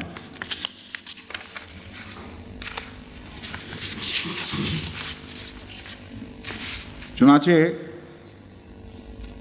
اسی مضمون کو کھولتے ہوئے اللہ تعالیٰ فرماتا ہے قرآن کریم میں وَلَوْ جَعَلْنَاهُ مَلَكًا لَجَعَلْنَاهُ رَجُلًا وَلَلَبَسْنَا عَلَيْهِمْ مَا يَلْبِسُونَ، کہ اگر ہم نے محمد رسول اللہ کو فرشتہ کو بھی رسول بنا کے بھیجا ہوتا، یعنی محمد رسول اللہ مراد ہے، اگر فرشتے کو ہی رسول بنا کر بھیجا جاتا تو جہاں تک تم لوگوں کے دیکھنے کا تعلق ہے تمہیں پھر بھی رجل ہی نظر آتا، اور رجل کے طور پر وہ رسالت کر سکتا ہے، تمہاری جنس سے باہر رہ کر رسالت نہیں کر سکتا۔ بس وہ رسول جسے ہم ایک خدا کی طرف سے پیغمبر مانتے اور جو ہمارے اندر زندگی بسر کرتا ہے، پیغام دیتا ہے اور پھر اس کے نتیجے میں دکھ اٹھاتا ہے، وہ رسول فرشتہ نہیں ہوا کرتا، وہ صرف بشری ہوا کرتا ہے۔ پھر یہ جو آیت انہوں نے پڑھی ہے، جس آیت کا حوالہ دیا ہے، اس آیت کے ساتھ ہی اگر یہ پورا مضمون پڑھتے تو اس میں اس کا جواب موجود تھا۔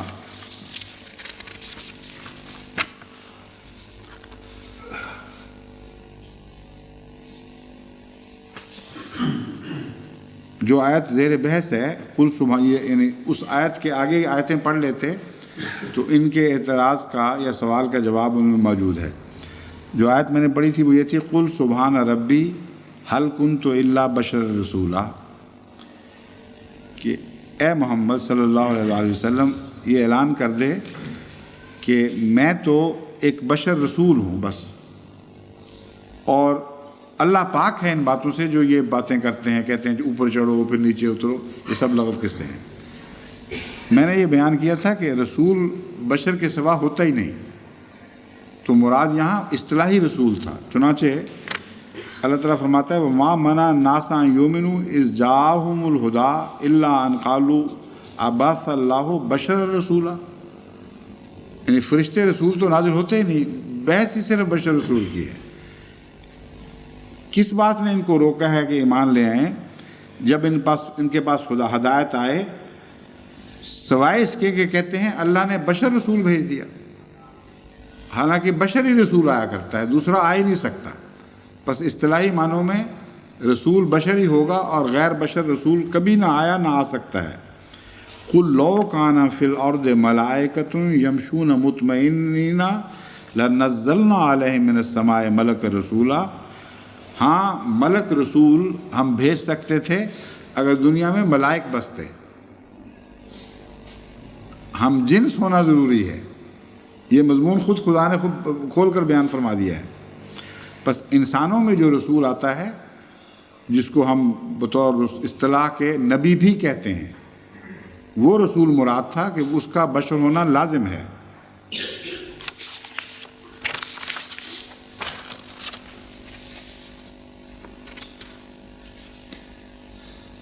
ایک سوال اور بھی آیا ہوا ہے، وہ ارشد احمدی صاحب نے انگلستان سے کیا ہے۔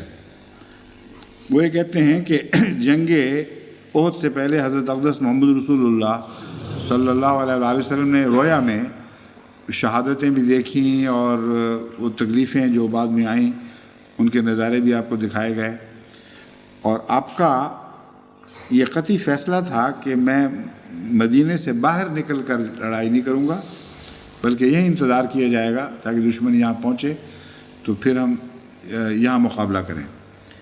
لیکن نوجوانوں نے جو بہت جوش میں تھے، انہوں نے حضرت صلی اللہ علیہ وسلم پر کو اصرار کے ساتھ پیچھے پڑ کر اپنا فیصلہ بدلنے پر مجبور کر دیا۔ مجبور ان معنوں میں کہ رسول اللہ علیہ وسلم مان گئے کہ اچھا اگر تم یہ کہتے ہو تو میں مان لیتا ہوں، لیکن میری ذاتی رائے یہی ہے کہ یہی ہونا چاہیے، یہی مقابلہ ہونا چاہیے۔ کہتے ہیں اس کے بعد جو واقعہ گزرا ہے،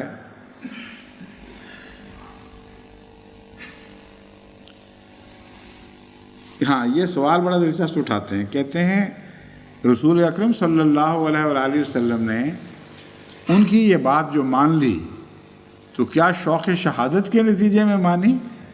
یہ اور مصلحت تھی۔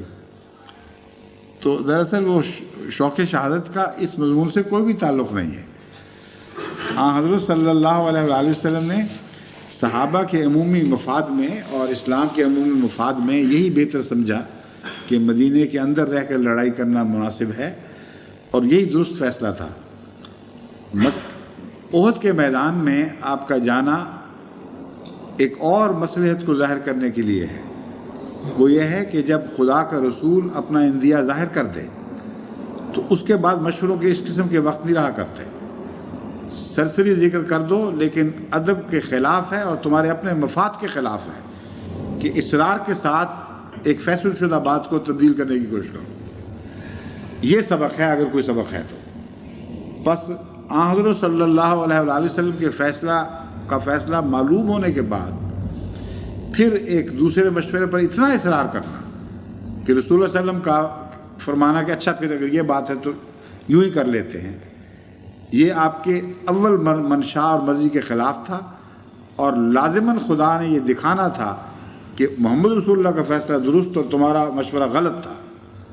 بس یہ اس غلط مشورے کے نتیجے میں جو دکھ بھی پہنچے ہیں، اور یہ تقدیر کا ایک کرشمہ ہے کہ خدا تعالیٰ نے اس طرح بڑی قربانی کی طور پر قربانی لے کر مسلمانوں کو ثابت کر دیا کہ محمد رسول اللہ کی رائے ہمیشہ بہتر ہوتی ہے، اور اس رائے کے مقابل پر اپنی رائے پر اصرار کرنا تم اپنی جان پر ظلم کرنے والے ہو گئے۔ رائے کا اصرار کرو گے تو اپنی جان پر ظلم کرنے والے ہو گئے۔ اب جتنا وقت ہے اس میں اس آیت کی بحث چھیڑتا ہوں جو بعد میں آنے والی تھی۔ وَكَأَيِّن کہاں ہے وہ آیت کریمہ؟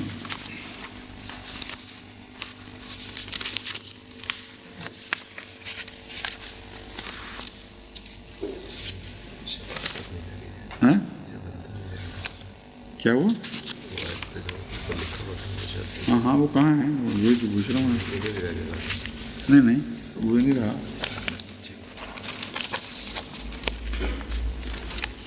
یہ بھی لے لیں، ہو چکے ہیں، سارا ہو چکا ہے، وہ یہاں سے لے لیتے ہیں، کون سی مشکل ہے۔ وہ آیت جس کے پر آج درس ہونا ہے اور کل جاری رہے گا انشاءاللہ، وہ یہ ہے وَكَيِّن مِّن نَبِيٍّ قَاتَلَ مَعَهُ رِبِّيُّونَ كَثِيرٌ۔ کتنے ہی نبی ہیں کہ جن کے ساتھ کثرت سے ربیون نے قتال کیا، فما وہنوا لما اصابہم فی سبیل اللہ، اور وہ انہوں نے وہن نہیں دکھایا اس کے نتیجے میں جو خدا کی راہ میں ان کو تکلیف پہنچی، اور نہ ضعف دکھایا اور نہ استقامت اختیار کی۔ واللہ یحب الصابرین، اور اللہ تعالیٰ صبر کرنے والوں سے محبت کرتا ہے۔ یہاں 3 لفظ ہیں جن پر، بلکہ 4 جن پر بحث مختصر لغت کی روح سے بحث ضروری ہے۔ اول کa'ین من نبیٍ، کا ایک لفظ ہے اور عین دوسرا لفظ ہے، ان دونوں کے جوڑ سے یہ محاورہ کa'ین بنتا ہے، جس کا اردو میں سیدھا سادہ ترجمہ ہے کتنے ہی۔ بس کثرت کے اظہار کے لیے جو غیر معلوم ہو، غیر معین کثرت ہو، اس میں تھوڑے بھی آ جاتے ہیں اور زیادہ بھی آ جاتے ہیں۔ تو بارہا ایسے ہوا ہے، کتنی ہی دفعہ ایسا ہوا۔ اس مضمون کو عربی میں کa'ین کے ذریعے بیان کیا جاتا ہے۔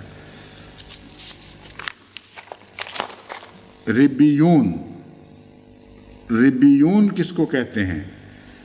قرآن کریم سے پتہ چلتا ہے کہ 2 لفظ ہیں جو یہود علماء یا امت موسوی میں مستعمل تھے، ایک ربانی ہے، ایک ربی ہے۔ اہل لغت نے ربانی اور ربی کی بحث اٹھا کر ان کے درمیان فرق بتایا ہے۔ اہل لغت کہتے ہیں کہ ربانی سے مراد رب کا علم رکھنے والا ہے، بس یہاں موسوی امت کے علماء مراد ہیں جو اللہ تعالیٰ کے متعلق علم رکھتے تھے، یعنی ان معنوں میں علم رکھتے تھے کہ خدا کا جو ذکر ملتا ہے اس پر علمی بحثیں کرتے تھے، خدا کا تعارف کرواتے تھے، اس کی صفات بیان کرتے تھے۔ بس ان معنوں میں وہ ماہرین علماء جو خدا تعالیٰ کی صفات سے، ربوبیت کی صفات سے زیادہ آشنائی رکھتے تھے، ان کو ربانی کہا جاتا تھا۔ اور الربی صرف اللہ کی طرف منسوب ہونے والے کو کہا جاتا ہے، جس میں اللہ کی ذات کے علم کا مضمون داخل نہیں ہے۔ تو ہم عام جس کو کہتے ہیں اللہ والا، بزرگ، خدا رسیدہ انسان، تو یہاں ربی لفظ سے مراد نیک برگزیدہ جو خدا تعالیٰ کا ہو چکا ہو، دنیا سے کٹ کر اللہ کا ہو جانے والا۔ بس اس آیت کریمہ میں کأیم من نبی قاتل معہ الربیون کثیر میں علماء کی شمولیت جنگ کا ذکر نہیں ہے، بلکہ انبیاء کی مراد یہ ہے کتنے ہی انبیاء ایسے گزرے ہیں جن کے ساتھ بڑے بڑے خدا والوں نے مل کر شرکت کی تھی، جو محض اللہ کی خاطر اس جہاد میں شامل ہونے والے تھے۔ آگے ہے فما وہنوا، وہن کا کیا مطلب ہے؟ علماء نے مستند لغات کے حوالے سے میں بتاتا ہوں جو بحثیں اٹھائی ہیں۔ اول یہ کہ وہن یہنو کا مطلب ہے اس کی رائے، کام یا بدن میں کمزوری آ گئی۔ فما وہنوا ما فتروا وما جنبوا، ما وہنوا کا مطلب ہے نہ وہ کمزور پڑے، نہ انہوں نے جبن بزدلی دکھائی۔ وہنا و اوہنا فلانن اضعفہ، اس نے دوسرے کو کمزور کر دیا۔ الوہن والواہنۃ الضعف، وہن اور واہنہ کمزوری کو کہتے ہیں۔ رجل موہون، ضعیف، ایسا ضعیف جس کا لا بطش عندہ، یعنی اس کے اندر کوئی طاقت باقی نہ رہے۔ الوہنانۃ الکسلہ عن العمل تناؤماً، ایسی عورت جو ناز و نعم میں پلتی ہو اور اس کی وجہ سے اس میں کام کی طاقت نہ رہے، اس کے اندر کام کا بوجھ اٹھانے کی صلاحیت ہی باقی نہ رہے، نکمی بستر پر پڑ جانے والی ہو۔ قرآن کریم میں اللہ تعالیٰ فرماتا ہے حملتہ امہ وہنن علی وہن، اس کی ماں نے، یعنی بچے کی ماں نے اس کو وہن پر وہن کی حالت میں پالا ہے اور اٹھائے پھری ہے۔ اے جہدن علی جہدن، حملتہ امہ وہنن علی وہن کا مطلب ہے اس کی ماں اسے کمزوری پر کمزوری اور تکلیف پر تکلیف کی حالت میں اٹھائے پھرتی تھی۔ وَتَوَّهَنَ الطَّائِرُ، عرب کہتے ہیں پرندہ نے توہن کیا، یہ ایسے پرندے کے لیے بولا جاتا ہے جو مردار خور پرندے ہیں، جب وہ مردار پر بیٹھ کے بہت زیادہ پیٹ بھر لیتے ہیں تو پھر ان سے اٹھا بھی نہیں جاتا اور وہ پر مارتے رہتے ہیں لیکن وہ اپنا بوجھ اٹھا نہیں سکتے۔ تو ان استعمالات سے یہ بات معلوم ہوتی ہے کہ وہن کا ایک معنی تو قطعی ہے اندرونی کمزوری، گہری اندرونی کمزوری جو باہر سے عائد نہیں ہوتی بلکہ اندرونی طور پر موجود ہوتی ہے، اس کے نتیجے میں کام سے انسان عاری ہو جائے، وہ اندرونی کمزوری کے نتیجے میں اس کا ذکر ہے۔ فما وہنوا، کہ وہ لوگ کسی اندرونی کمزوری کے نتیجے میں اپنے جہاد سے غافل نہیں ہوئے، اس میں کمزوری نہیں دکھائی۔ علامہ راضی نے یہ بیان فرمایا ہے، کہتے ہیں وہن وہ ضعف ہے جو دل کو لاحق ہوتا ہے، جبکہ مطلق ضعف سے مراد جسم کی طاقت و قدرت میں خلل ہے، اور استقانت اس عجز اور ضعف کے اظہار کے لیے آتا ہے۔ میں نے جہاں تک قرآن کریم کے آیات پر غور کر کے دیکھا ہے، وہن کے دو معنی بڑی قطعی طور پر سامنے آتے ہیں۔ اول حضرت زکریا کی دعا میں یہ ذکر ہے، سورہ مریم آیات 3-5 میں ہے ذکر و رحمت رب کا عبدہ زکریا، تیرے رب کے بندے زکریا پر جو خدا کی رحمت تھی اس کا ذکر کیا جاتا ہے۔ بڑا عجیب کلام ہے۔ محمد رسول اللہ صلی اللہ علیہ وسلم کو مخاطب کرتے ہوئے فرمایا تیرے رب کے بندے، یعنی یہ نہ خیال ہو کہ دوسروں پر تو خدا کا ایسا رحم تھا اور مجھ پر نہیں ہے۔ یہ بہت ہی لطیف اشارہ ہے۔ بات یہ ہے کہ حضرت رسول اکرم صلی اللہ علیہ وآلہ وسلم کو نرینہ اولاد عطا نہیں ہوئی، اور جیسا کہ میں نے بیان کیا تھا بہت ہی گہرے راز ہیں اس میں کہ خدا تعالیٰ نے حضرت صلی اللہ علیہ وآلہ وسلم کو نرینہ اولاد عطا نہیں فرمائی۔ بہت سی حکمتیں، بہت سے سبق ہیں، اس وقت ان کا ذکر نہیں ہے، مگر اللہ ذکر فرمانا چاہتا ہے کہ دیکھو میں نے اپنے بندے زکریا پر رحمت کی تھی، اور اس کے نتیجے میں ایسی حالت میں اس کو اولاد عطا کر دی تھی جبکہ اولاد ہو نہیں سکتی تھی۔ تو ساتھ ہی یہ خیال گزرتا ہے انسان کے دماغ میں کہ رسول اللہ صلی اللہ علیہ وسلم کا رب دوسروں پر تو رحمتیں کرتا ہے، اور محمد رسول اللہ کو کیوں اس سے محروم کیا ہے؟ تو ذکر و رحمت رب کا فرمایا ہے کہ اے محمد میں تیرا رب پہلے ہوں، کوئی غلط فہمی نہ ہو، ہر دوسرے سے پہلے میں تیرا رب ہوں، اور تیرا رب ہے جو رحمتیں کرتا ہے، اس لیے تیرے اور میرے درمیان کوئی چیز حائل نہیں ہے۔ اس کے بعد ذکر ہے دعا کا، اذ نادا ربہ نداء خفیہ، کہ زکریا نے بڑی ہلکی آواز میں لوگوں سے چھپ کر یہ دعا کی، قال رب انی وہن العظم منی، کہا اے میرے رب میری ہڈیوں میں جان نہیں رہی، طاقت ختم ہو گئی ہے، واشتعل الراس شیبا، اور میرا سر بڑھاپے سے بھڑک اٹھا ہے، سفید ہو گیا ہے، وَلَمْ أَكُنْ بِدُعَائِكَ رَبِّ شَقِيًّا، اور میرا حال دیکھ میں ابھی بھی تیری رحمت اور تیری قبولیت دعا سے محرومی کا خیال کرنے والا بد نصیب نہیں ہوں۔ یا دوسرے معنوں میں لفظوں میں یہ کہا جا سکتا ہے کہ میں آج تک میں نے یہ شقاوت نہیں دیکھی کہ میں دعائیں کرتا ہوں اور وہ قبول نہ ہوئیں، تو میں ایسا بد نصیب نہیں ہوں۔ یہاں وہنا نے اس بات ثابت کی کہ گہری اندرونی خلقی کمزوری کے لیے لفظ وہن استعمال ہوتا ہے۔ جب ہڈی میں جان ختم ہو جائے تو سارے جسم میں سے جان نکل جاتی ہے، ہڈیاں گل جائیں جب تو انسان کے اوپر مسلز کا جو لوتانا بانا ہے وہ کچھ بھی کام نہیں کر سکتا۔ تو حضرت زکریا نے آخری نقطہ بیان فرمایا کمزوری کا، خدا میری ہڈیوں میں جان نہیں رہی، اور پھر میں دعا مانگ رہا ہوں اپنے ایک بیٹے کے لیے۔ تو ایک معنی ہے وہن کا اندرونی کمزوری، فرمایا کہ محمد رسول اللہ اور آپ کے ساتھیوں کے لیے یہ زیبا نہیں ہے کہ وہ کمزوری دکھائیں، کیونکہ مومن کی خلقت ہی مضبوط ہے، اور آج تک جتنے بھی انبیاء کے ساتھ خدا والوں نے جہاد میں شرکت کی ہے ان کے اوپر نظر ڈال کر دیکھو، ان سب کی ہڈیاں مضبوط تھیں۔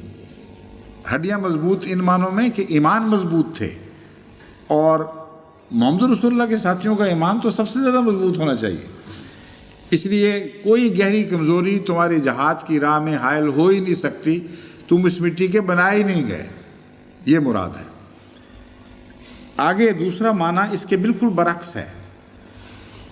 قرآن کریم فرماتا ہے مثل الذین اتخذوا من دون اللہ اولیاء کمثل العنکبوت اتخذت بیتا وان اوہن البیوت لبیت العنکبوت لو کانوا یعلمون، سورہ العنکبوت آیت 42، کہ ان لوگوں کی مثال جنہوں نے خدا کے سوا دوسرے معبود بنا رکھے ہیں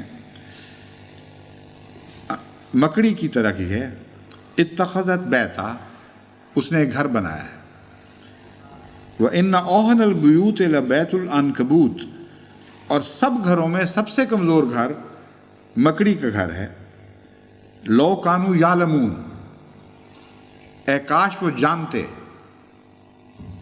اب یہاں اے کاش وہ جانتے کے دو معنی ہیں۔ ایک معنی تو یہ ہے کہ وہ یہ جانتے کہ جن کو وہ معبود بنا بیٹھے ان میں کچھ بھی نہیں ہے، ان کی پناہ میں آئیں گے تو ایسے گھر میں کی پناہ میں آئیں گے جس گھر کے میں بقائی کوئی نہیں، جس کے اندر کوئی طاقت نہیں ہے۔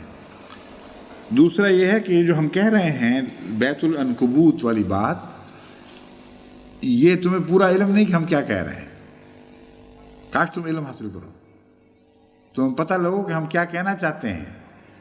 عام طور پر سرسری طور پر تو عنکبوت کا گھر کمزور سمجھا ہی جاتا ہے، سب جانتے ہیں کمزور ہے، مگر کیوں کمزور ہے؟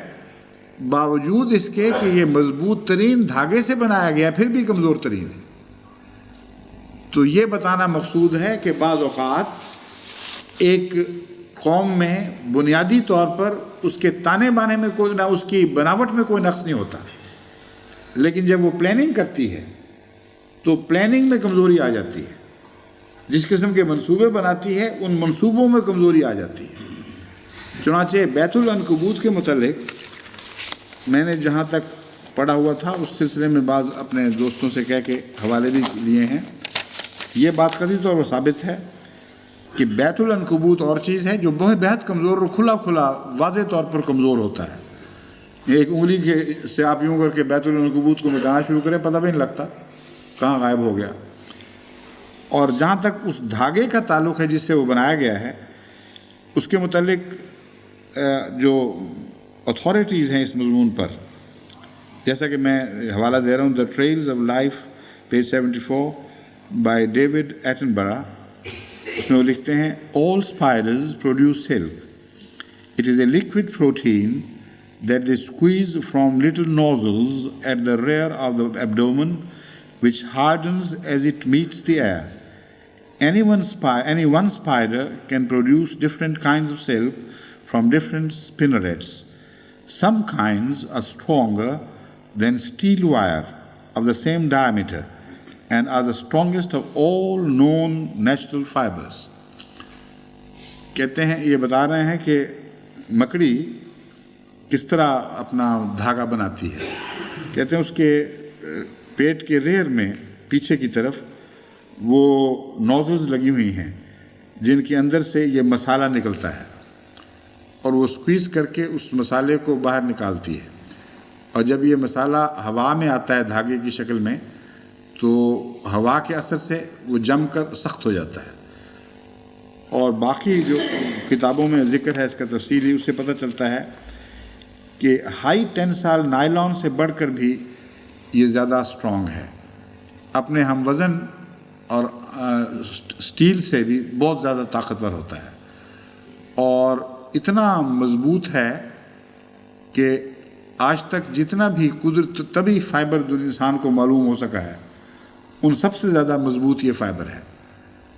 تو میں یہ بتانا چاہتا ہوں، اس میں حوالے جو ہیں کسی نے دلچسپی لینی ہو، encyclopedia of insects by Christopher O'Toole 1986، اور دوسرا ہے حوالہ a guide to spiders of Britain, a guide to spiders of Britain and northern Europe by Dick Jones 1983،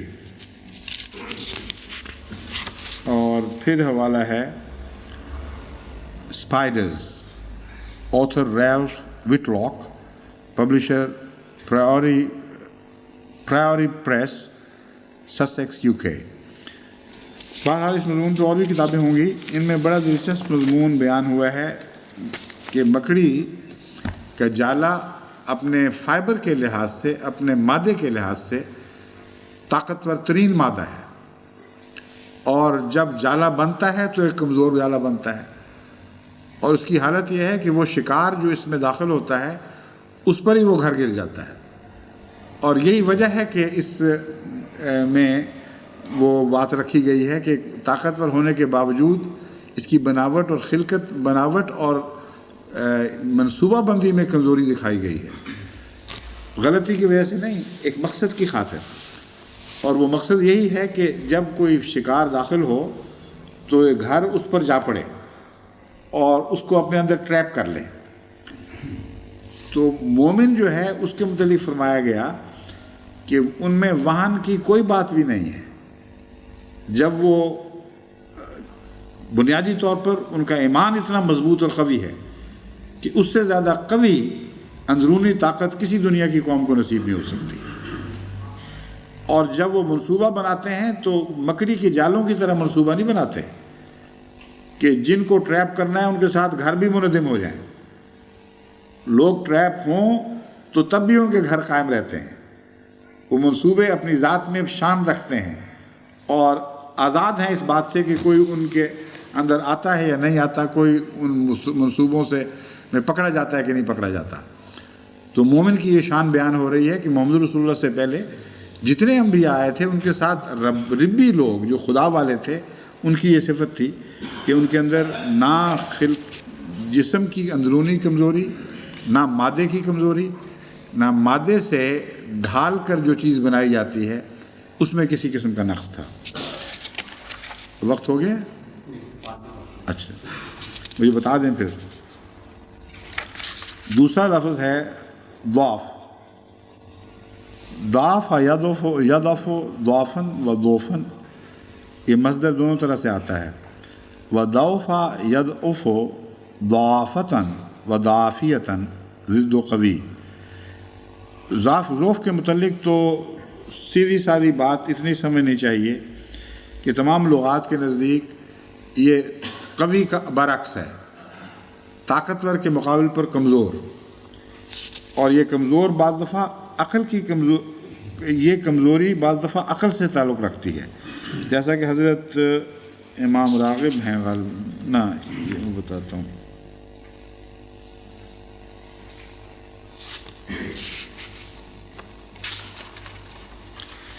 ہاں امام راغب کہتے ہیں الضعف فی الرائے. ضعف معنوی کمزوری کو کہتے ہیں جس کا رائے سے تعلق ہو، اور ضعف بدن کی کمزوری کو کہتے ہیں. یہ امام راغب ہیں جنہوں نے یہ فرق کیے ہیں ان دونوں مادوں کے درمیان. ایک لفظ ہے ضعف، ایک ہے ضعف. وہ کہتے ہیں ضعف کا مطلب ہے رائے کی کمزوری اور ضعف کا مطلب ہے بدن کی کمزوری. چنانچہ وہ اس کا حوالہ دیتے ہیں فَإِنْ كَانَ الَّذِي عَلَيْهِ الْحَقُّ صَفِيحًا أَوْ ضَعِيفًا، کہ یہاں جو ضعیف ہے یہاں بدن کی کمزوری مراد ہے. پس ان میں کوئی ضعف نہیں آیا. وہن کے بعد ضعف کا مضمون سے مراد یہ ہے کہ کوئی وقتی ایسا اثر ان پر نہیں پڑا جس کے نتیجے میں وہ کمزور پڑ گئے ہوں، اور نہ ان کی رائے کمزور پڑی نہ ان کے بدن کمزور پڑے. لیکن یاد رکھنا چاہیے کہ اس کمزوری سے وہ کمزوری مراد نہیں ہے جو مذہبی جماعتوں کو ابتداء میں حاصل ہوتی ہے، اور وہ کمزوری کوئی منفی کمزوری نہیں ہوا کرتی. یہ اس لیے بیان کرنا ضروری ہے کہ قرآن کریم میں اللہ تعالیٰ جب یہ وعدہ فرماتا ہے کہ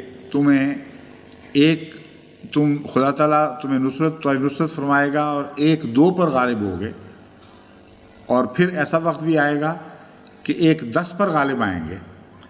اس مضمون کو بیان کرتے ہوئے فرماتا ہے کہ سرے دست تم میں سے تمہیں 1 کو 2 پر غلبہ نصیب کیا جائے گا کیونکہ تم میں کمزوری ہے. تو دیکھنا یہ ہے کہ وہاں ضعف سے کیا مراد ہے. یہاں انبیاء کی جماعتوں سے ضعف کی کلیت نفی کی جا رہی ہے. پھر دوسری جگہ خود ضعف بیان کر کے اور محمد رسول اللہ اور آپ کے ساتھیوں میں ضعف بیان کر کے ایک وعدے کو جو بعد عطا ہونا ہے تاخیر سے دیے جانے کا ذکر ملتا ہے. یہاں ضعف سے کیا مراد ہے یہ میں واضح کرنا چاہتا ہوں کہ ضعف کی جہاں نفی کی جا رہی ہے کہ انہوں نے ضعف نہیں دکھایا، اس سے مراد جہاں تک میں سمجھا ہوں ارادے کی کمزوری ہے. کیونکہ جیسا کہ میں نے ثابت کیا ہے ضعف سے مراد ذہنی رائے کی کمزوری بھی ہے اور بدن کی کمزوری بھی. جہاں تک بدن کی ایسی کمزوری کا تعلق ہے جو بدن سے بھی تعلق رکھتی ہے اور لڑنے والے ہتھیاروں کے نہ ہونے سے بھی تعلق رکھتی ہے، ایسی کمزوری انبیاء کے اور ان کی جماعتوں کے شان کے خلاف نہیں ہوا کرتی، بلکہ ان کی شان کا حصہ ہوتی ہے. وہ اس کمزوری کے باوجود لڑتے ہیں. اس لیے یہاں جہاں ضعف کی نفی فرمائی جا رہی ہے، یاد رکھیں یہاں رائے کی کمزوری کی نفی ہو رہی ہے۔ اور یہ جو علماء کہتے ہیں بدنی کمزوری، غلط ہے، کیونکہ بدنی کمزوری کی نفی خدا کر کیسے سکتا ہے اس موقع پر، جبکہ خود رسول اللہ صلی اللہ علیہ وسلم اور آپ کے ساتھیوں کی وقتی طور پر بدنی کمزوری کا ذکر قرآن کریم میں موجود ہے۔ بس وہاں وہن سے مراد مضبوط مادہ کی طرف اشارہ کرتا ہے کہ ان کا وہن نہیں تھا مادے میں، ان کا ایمان بڑا مضبوط تھا، جس مٹی سے وہ بنائے گئے تھے وہ مٹی بڑی طاقتور تھی، ان کی پلاننگ میں کوئی کمزوری نہیں تھی، جیسا کہ اس کی عنکبوت کے گھر میں ایک پلاننگ کے اندر ایک کمزوری داخل ہو گئی، اور پھر ان کی رائے میں کبھی کمزوری نہیں آئی، رائے ان کی قوی رہی ہے۔ اور پھر آخر پر ہے مستقانو، استقامت سے مراد ان سب باتوں کا نتیجہ ہے۔ جب وہ کمزوریاں جن کا ذکر چل رہا ہے کہ محمد رسول اللہ اور اس سے پہلے بھی جتنے انبیاء گزرے ان کے ساتھیوں میں نہیں تھی، وہ کمزوریاں اگر داخل ہو جائیں تو پھر کیا ہوتا ہے؟ نتیجتاً استقامت اختیار کی جاتی ہے، لوگ گر جاتے ہیں ان کے سامنے، جھک جاتے ہیں اور ذلیل اور خوار ہو جاتے ہیں۔ پس مستقانو نتیجہ ہے اس نفی کا جو پہلے کر دی گئی، جب انبیاء اور ان کے ساتھیوں کے میں نہ ایمان میں کمزوری، نہ رائے میں کمزوری، نہ منصوبے میں کمزوری، اس کے باوجود وہ مقابل کے سامنے اپنی حیثیت میں کمزور پھر بھی ہوتے ہیں۔ اگر یہ کمزوری نہ مانی جائے تو ان کی شان ہی نہیں ابھرتی۔ مراد یہ ہے کہ دشمن طاقتور ہوتا ہے، اس کے ہتھیار زیادہ ہوتے ہیں، اس کے مقابل پر نسبتاً کمزور دکھائی دیتے ہیں، اس کے باوجود وہ استقامت کرتے ہیں، اس کو صبر کہتے ہیں۔ بس باقی حصہ انشاءاللہ تعالی کل بیان کریں گے، آج وقت ختم ہو گیا۔